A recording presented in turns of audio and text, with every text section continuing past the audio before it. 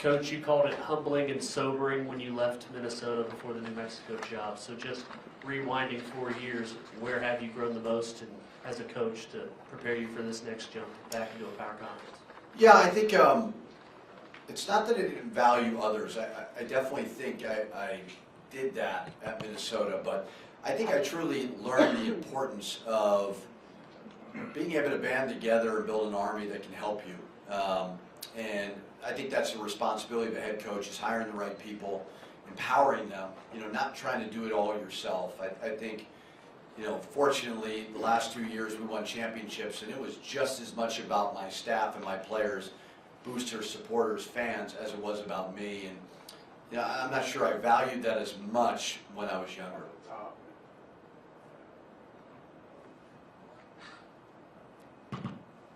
Coach, during that address upstairs, you told the alumni and friends of the program that it's not about recruiting the best player, but the right player, and then building the program around them, developing them. I was wondering if you could expand upon that and kind of explain what exactly you meant by that. Well, there's a million different ways to do this. You can play fast, you can play slow, you can play zone, you could press, you could play a 1-3-1, you could slow the ball up. There's so many different ways to win. I think it's very, very important that my staff has clarity of what exactly I'm looking for. Because the goal is to win.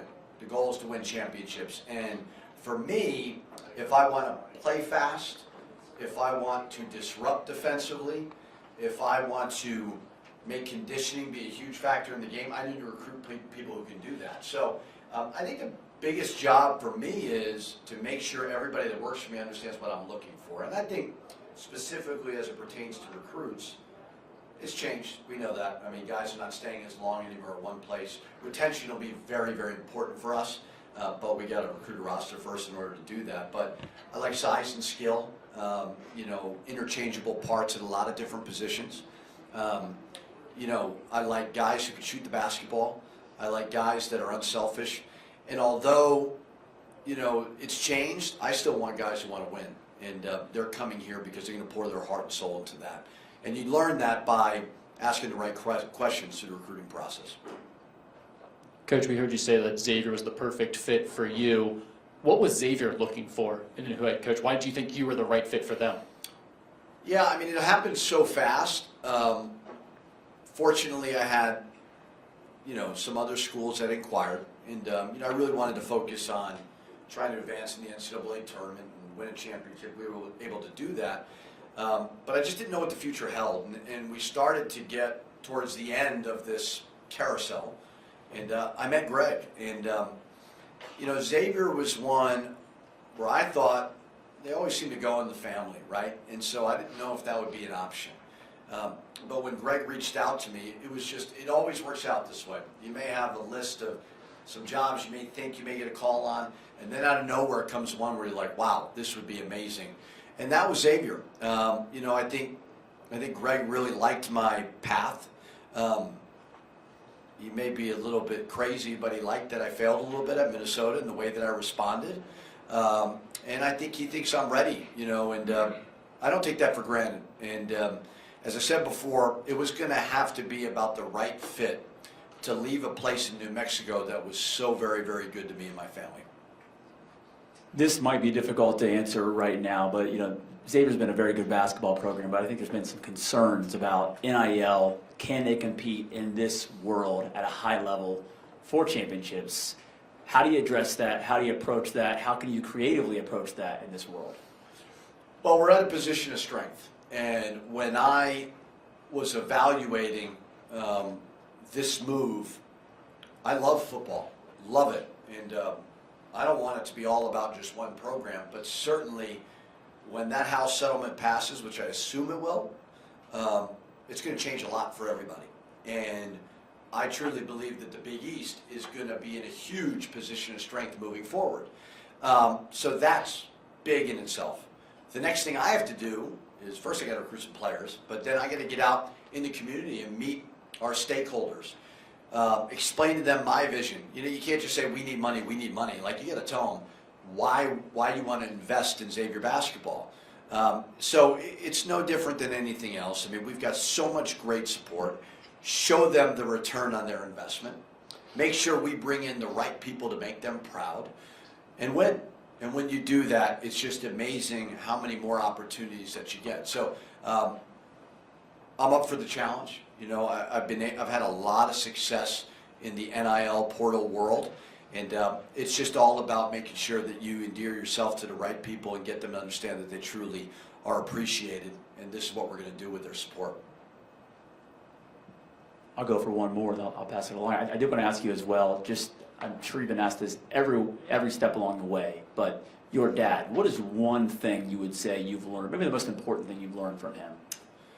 I'm assuming you're meaning basketball because nobody ever cares about Yes. the father part, so I'll give you basketball. Basketball. I do have a Basketball mom works. too, and nobody ever wants to know about her, but I would say just we're both bad golfers.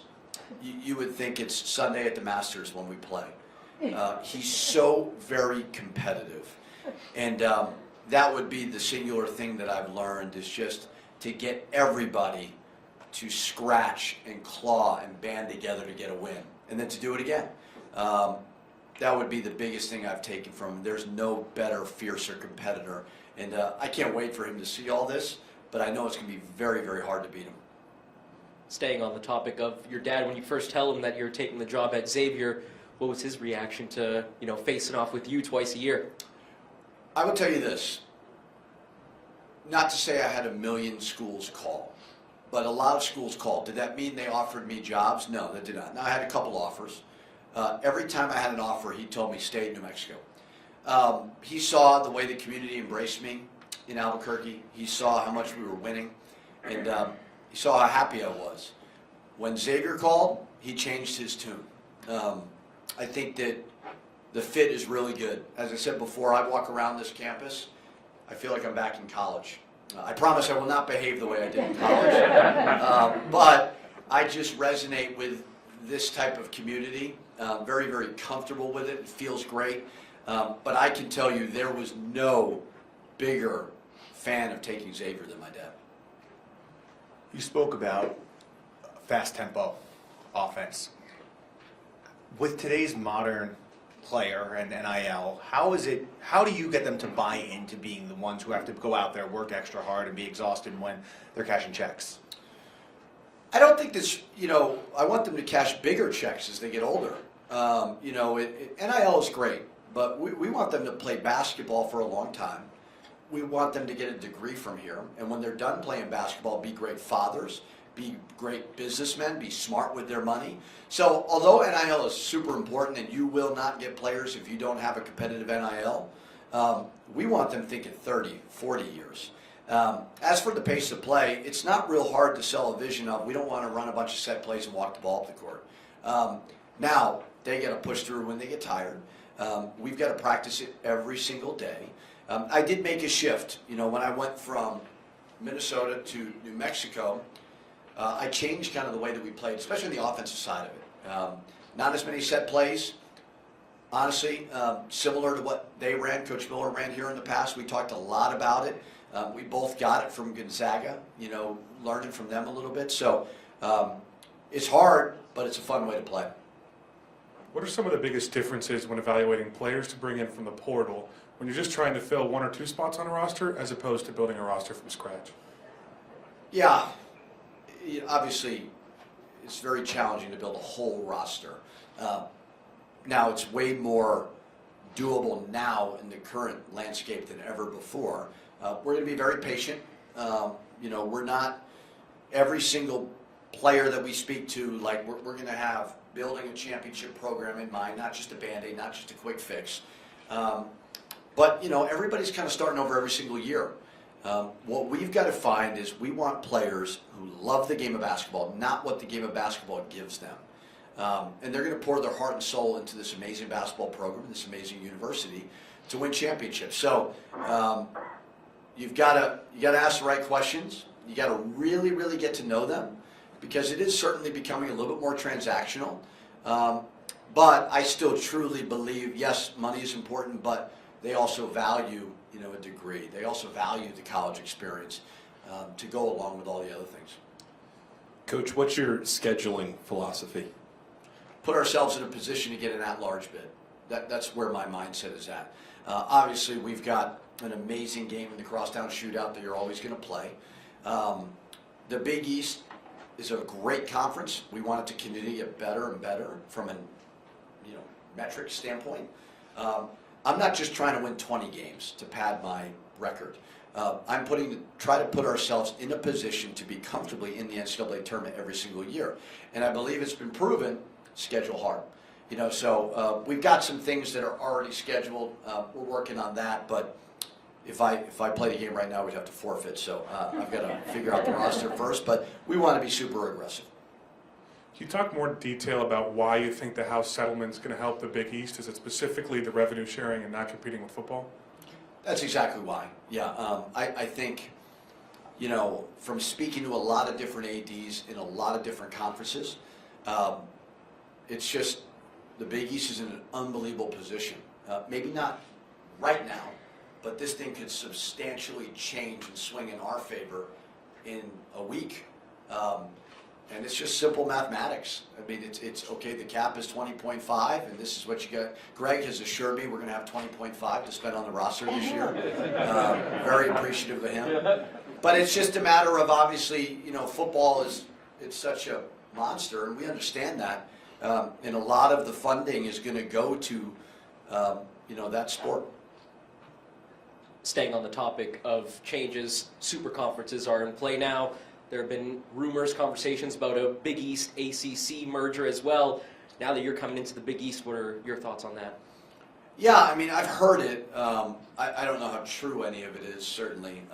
I think whatever can strengthen the Big East Conference, I'm all for.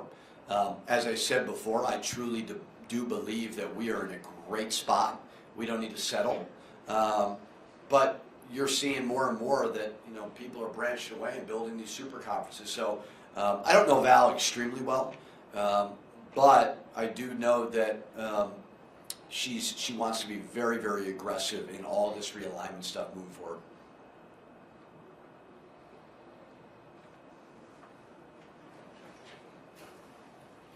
Coach, you referenced the crosstown shootout. What do you make of that rivalry? Yeah, I mean, as good as it gets.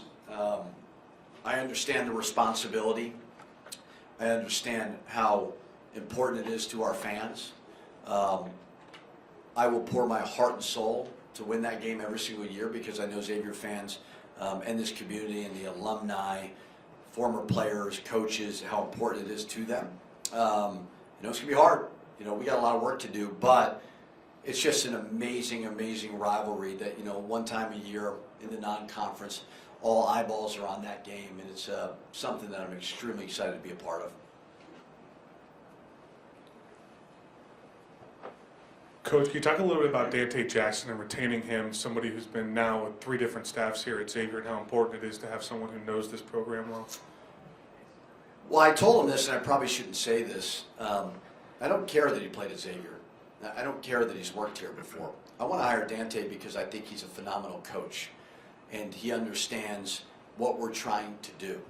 Now, the other things that he has done in the past, that is so very important. I understand that. But I would not have hired him if I didn't think that he was a terrific coach. Playing at Xavier, knowing this place, certainly is an added benefit, but that's not why I hired him. All of the guys that I hired understand what the job is, and I truly believe together we're going to do it.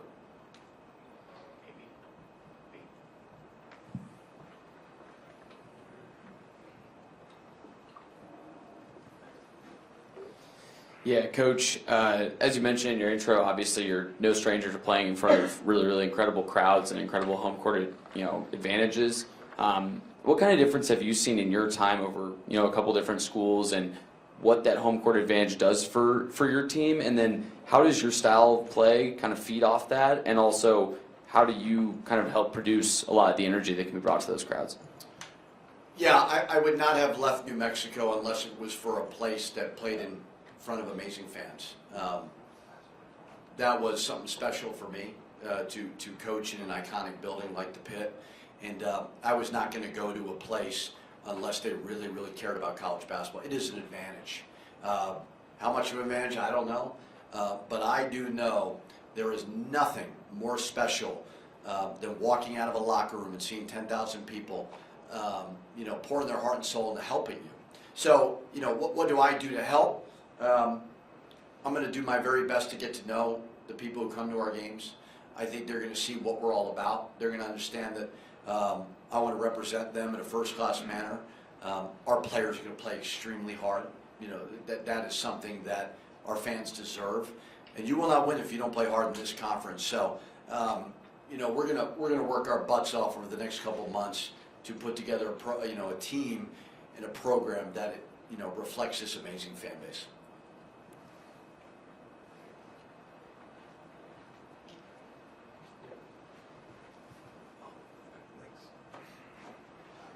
Coach, what is a realistic expectation / goal for your first year here? Right now, we want to build a championship program. We really do, and certainly not ideal to, have to fill a whole roster in this time. But I think we can certainly be at a much stronger point in a couple of weeks than we're at right now. Coach Miller did a great job in the 3 years he was here to obviously go to 2 NCAA tournaments, go to an NIT, so he's right there. You go to the NIT, you're in the hunt. We want to be in the fight. We do. I don't care how many players, when I took the job, I was very, very appreciative of the last 2 years I had in New Mexico. And I tell you what, you get on a ladder and you cut down nets, that is addicting. And I want to do it again.